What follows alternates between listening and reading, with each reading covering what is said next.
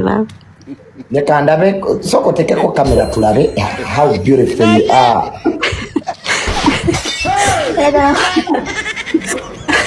Lwaki togenze mu vidiyo zange eno ndaba Naye Banange ekikulu abaana baano basabula bagenda kunvuma nze nfudde.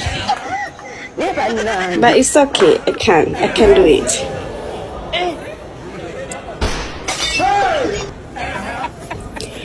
Yeah.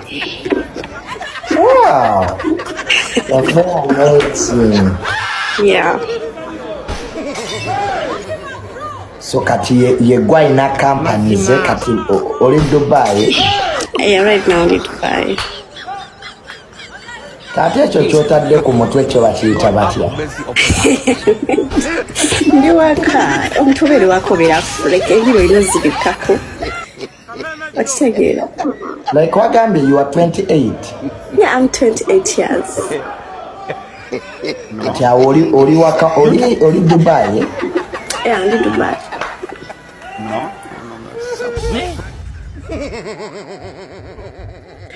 Olina abaana?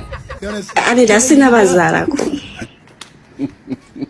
Ogayitoberanko mu relationship yonna? Nali mbaddeko mu relationship. Sinagamba sinabeerako mu relationship. Nali mbaddeko mu relationship but tebyatambula bulungi.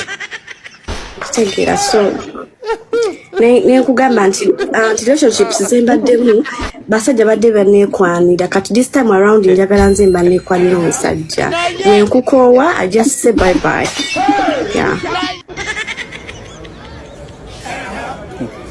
Kati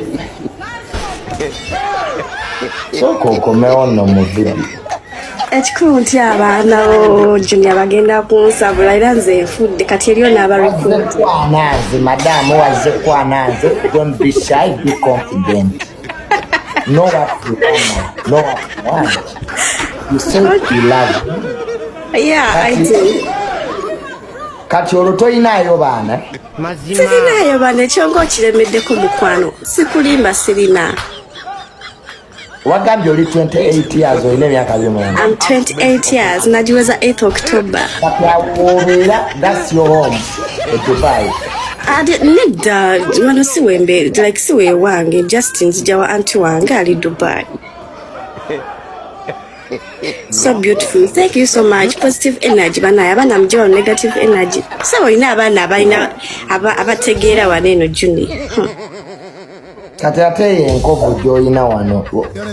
Enkovu gireke Juni, enkovu ogyagaza. Enkovu yegenda okufumbira. Sweetheart, teleera. Kati biki byogenda okunkolera? Ojja kuba ondabirira like bimbuulire wano. Ojja kulabirira, ojja kuba travelinga, nja kufumbira bulungi akamere, nja kufugala.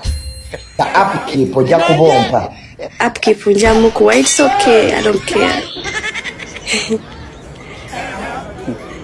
It's black beauty. Thank you. Madam. Wanje mukwano. It's enough for me. Oli mukazi mukulu olina emyaka 4.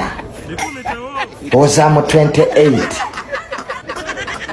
Kweje emyaka gya naye mukazi gwe lwaki teweewummuzaako?